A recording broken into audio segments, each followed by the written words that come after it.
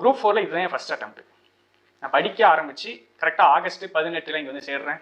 செப்டம்பரில் எக்ஸாம். கரெக்டாக அந்த ஒரு வருஷம் படிச்சிருக்கேன். ஒரு வருஷம் டிஎன்பிசி படிச்சிருக்கேன். குரூப் 2 ஒரு தடவை எழுதியிருக்கேன், குரூப் 4 ஒரு தடவை எழுதியிருக்கேன். அதில் குரூப் 4 கிளியர் ஆயிருக்கு. ஃபர்ஸ்ட் அட்டெம்ப்ட்லேயே கிளியர் பண்ணிட்டாங்க. உடனே வந்து ஸ்பெஷலாக படிச்சிருக்காரு, கஷ்டப்பட்டு படிச்சிருக்கேன். ஆனால் வந்து இவர் வந்து எக்ஸ்ட்ரா ஆர்டினரி டேலண்ட் அப்படின்னு நினச்சிடாதீங்க. என்ன பண்ணுவோம்னா சில பேரை நம்ம ஒதுக்கிடுவோம்.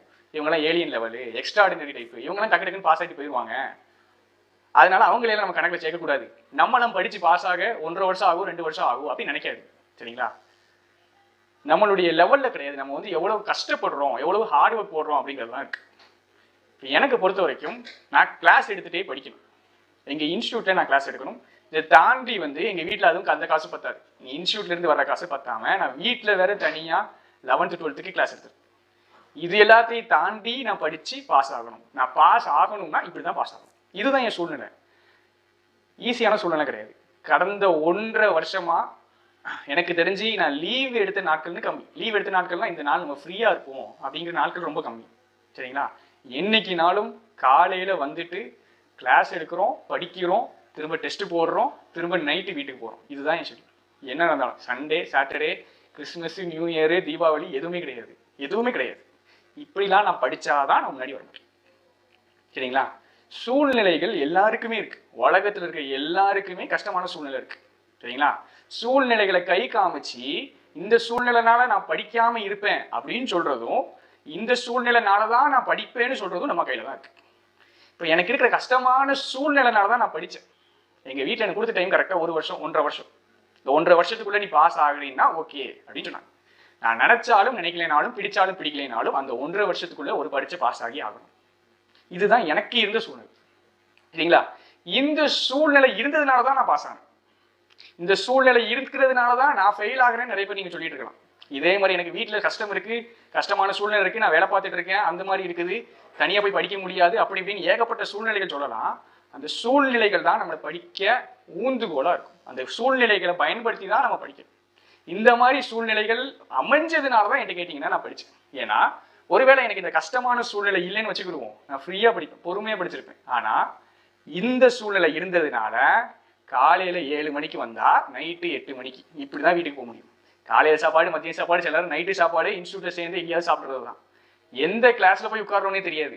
ஏதோ ஒரு கிளாஸ் நடந்துட்டு இருக்கும், பாலிட்டி கிளாஸா, எந்த டாபிக் போகிறாங்கன்னு தெரியாது. ஏதாவது ஒரு கிளாஸில் போய் உட்காரணும், அப்படி நோட்ஸ் எடுக்கணும். அப்படி நோட்ஸ் எடுத்து படித்தாதான் எனக்கு படிக்க முடியும். ஏன்னா வேற வழி இல்லை.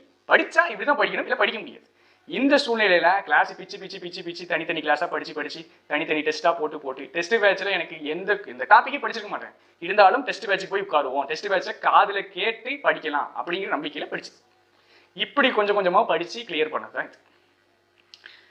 இப்போ இதெல்லாம் சொல்றதுக்கு காரணம், இந்த மாதிரி சூழ்நிலை இருந்தாலும் நீங்க பாஸ் ஆகலாம் அப்படிங்கிறது.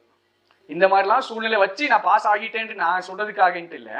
இப்படி சூழ்நிலைகள் உங்களுக்கு இருந்தாலும், இதை விட கஷ்டமான சூழ்நிலைகள் இருந்தாலும் நாம பாஸ் ஆகலாம். சரிங்களா? அது வந்து நம்ம கையில தான் இருக்கு. தூக்கத்து டைமை குறைக்க வேண்டிய சூழ்நிலை. என்டர்டெயின்மெண்ட்னு எதுவுமே போக முடியாது, எதுவுமே பண்ண முடியாது. சரிங்களா? கனவுன்னு ஒன்று இருந்துச்சு, லட்சியம்னு ஒன்று இருந்துச்சு, இந்த விஷயத்தை அடைஞ்சே தீரணும் அப்படின்னு இருந்துச்சுன்னா அந்த விஷயத்தை தேடி போறதுக்கு என்ன பண்ண முடியுமோ அதை பண்ணணும். நம்ம ஒன்று ஃபிக்ஸ் பண்ணிட்டோம் அப்படின்னா, டிஎன்பிசி படிக்கணும் அப்படின்னா ஃபிக்ஸ் பண்ணிட்டேன்னா என்ன நடந்தாலும் அதுல இருந்து மாறக்கூடாது. அதை தொடர்ந்து பண்ணிக்கிட்டே இருக்கும். எனக்கு நான் வேலையை விட்டு வரும்போது சரி, என் வேலையில் இருக்கும்போது நல்ல சம்பளம், அதை விட்டுட்டு வரும்போது நிறைய பேர் எதிர்த்தாங்கன்னு என்ன, ஏன் விட்டுட்டு வரீங்க, சூழ்நிலை இப்படி இருக்கும்போது ஏன் விட்டுட்டு வரீங்க அப்படி இப்படின்னு எதிர்த்தாங்க. நிறைய பேர் எதிர்த்தாங்க. இந்த இப்போ வேலை கிடைச்சதுக்கு அப்புறம் அவ்வளவு பேர் பாராட்டுறாங்க.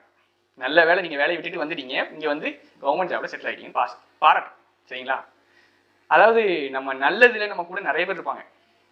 நம்ம நல்லா இருக்கும்போது, நம்ம பாஸ் ஆகும்போது, நம்ம பாஸ் ஆனதுக்கு அப்புறம் பாராட்டுறதுக்கு 10 பேர் வருவாங்க. ஆனா ஒரு சப்ஜெக்ட்ல நம்ம ஃபெயில் ஆகிட்டோம், ஒரு டெஸ்ட்ல நம்ம ஃபெயில் ஆகிட்டோம்னா பரவாயில்லடா அடுத்த டெஸ்ட்ல பாத்துக்கலாம்னு சொல்றதுக்கு ஒருத்தர் வருவான். அந்த ஒருத்தன் தான் உண்மையானவன். எப்பவுமே நம்ம கஷ்டத்துல நம்ம கூட இருப்பான்ல. நான் வேலையை விட்டுட்டு வரும்போதும், நான் ஒண்ணுமே இல்லாத போது இங்க வரும்போதும் எங்க அம்மாவும் எங்க ஃபேமிலியில கொஞ்சம் பேர் எனக்கு சப்போர்ட் பண்ணாங்க. பரவாயில்ல நீ வந்து படின்னு சொன்னாங்க. இந்த சூழ்நிலையில நான் கஷ்டப்பட்டு பாஸ் ஆகி வந்த சூழ்நிலையில என்னை சுத்தி எவ்வளவு கூட்டம் இருந்தாலும் எனக்கு முக்கியமான கூட்டம் நான் கஷ்டத்துல என் கூட இருந்த கூட்டம். அதே மாதிரி உங்க கஷ்டத்துல நீங்க ஒண்ணுமே இல்லாத போது ஒருத்தனோ 2 பேரோ கொஞ்சம் பேர் இருப்பாங்க. அவங்கள மட்டும் மறந்துடாது. நம்ம ஜெயிச்சதுக்கு அப்புறம் 100 பேர் கூட்டம் வரும். ஆனா ஜெயிக்கிறதுக்கு முன்னாடி இருக்கிற 5 பேர் ரொம்ப ரொம்ப முக்கியம். சரிங்களா? தயவு செஞ்சு இன்னொரு விஷயம், டிஎன்பிசி எழுதுறேன், அது கூட சேர்ந்து பேங்க்கு லைட்டா ட்ரை பண்றேன் அப்படி பண்ணாது. ஒரு டெஸ்ட்டை ஃபோக்கஸ் பண்ணி பண்ணிட்டீங்கன்னா அந்த டெஸ்ட்டை மட்டும் படிங்க. காம்படிஷனுங்கிறது இதுக்கு முன்னாடி படிச்சிருக்கிறான், இதுக்கு முன்னாடி இவருக்கு நிறைய மார்க் இருக்கு, அப்படி ஒரு ஈஸியா பாஸ் ஆயிடுவாரு அப்படி கிடையாது. நம்ம எவ்வளவு எஃபர்ட் போடுறோம், எவ்வளவு கஷ்டப்பட்டு படிக்கிறோம் அப்படிங்கிறது தான். என்னைய பொறுத்த வரைக்கும் நான் படிச்சது ஃபுல்லாவே இந்த இன்ஸ்டியூட்ல தான். என்னன்னாலும் சரி, நான் ஸ்டாஃப் அப்படிங்கிறதுனால லைப்ரரி ஓப்பனாக இருக்கும். எல்லா லைப்ரரிலையும் எனக்குன்னு போய் என் பேரை வேறு எழுதி வச்சிருக்கேன். இந்த புக்கு தான் நம்ம படிச்சிருக்கோம். ஃபிசிக்ஸ் புக் 3 புக் இருக்குன்னா ஒரு புக்கில் பேர் எழுதி வச்சிருக்கேன். இந்த புக்கில் தான் நம்ம படிச்சிருக்கோம், கோடு கோடாக போட்டு வச்சிருக்கோம். இந்த மாதிரி எந்த புக்குமே காசு கொடுத்து நான் வாங்காமல் ஃப்ரீயாக எனக்கு தந்தான். இந்த ஸ்டாஃபாக இருந்தாலும் சரி, நிறைய விஷயங்களை ஹெல்ப் பண்ணியிருக்காங்க. அதனால நான் உருவாகிறதுக்கு ஒரு முக்கியமான காரணம் வந்து இந்த இன்ஸ்டியூட். கிளாஸ் எடுக்கிறதுலையும் சரி, கிளாஸ் எடுக்கிறதுல படித்ததுலையும் சரி, எல்லா விதத்துலையும் அதிகமாக உதவுனது வந்து சுகேஷ் சாரும் இந்த இன்ஸ்டியூட் தான். சுகேஷ் சார் எப்போ பார்த்தாலும் வந்து அடுத்து என்ன பண்ண போறீங்க, அடுத்து என்ன படிக்க போறீங்க, கிளாஸ் எப்படி போகுது கேட்டு கண்டிப்பாக மோட்டிவேட் பண்ணிட்டு என்கரேஜ் பண்ணிகிட்டே இருப்பார். என்னுடைய ஆசையும் வந்து தொடர்ந்து கொஞ்சம் படிக்கணும். குரூப் 4க்கு அப்புறம் கொஞ்சம் குரூப் 2 படிக்கணும். என்னால் முடிஞ்ச உதவிகளை கஷ்டப்படுற கொஞ்சம் ஸ்டூடெண்ட்ஸுக்கு பண்ணணும் அப்படிங்கிறது. வரப்போகிற குரூப் 2 எக்ஸாம், குரூப் 1 எக்ஸாமுக்கு தொடர்ந்து படிச்சுக்கிட்டே இருங்க. கண்டினியூஸாக படிச்சுக்கிட்டே இருங்க. சூழ்நிலைகளை எப்பவுமே பார்க்காதீங்க. எல்லாருக்குமே சூழ்நிலை இருக்கு. எனக்கு மட்டும்தான் கஷ்டம், மற்றவனுக்குலாம் ஈஸின்னு நினைக்காதீங்க. எல்லாருக்குமே கஷ்டம் இருக்கு. எல்லாருமே சூழ்நிலையை தாண்டி தான் படிக்கிறாங்க. தொடர்ந்து படித்து வெற்றி பெற என்னுடைய முழுமையான வாழ்த்துக்கள்.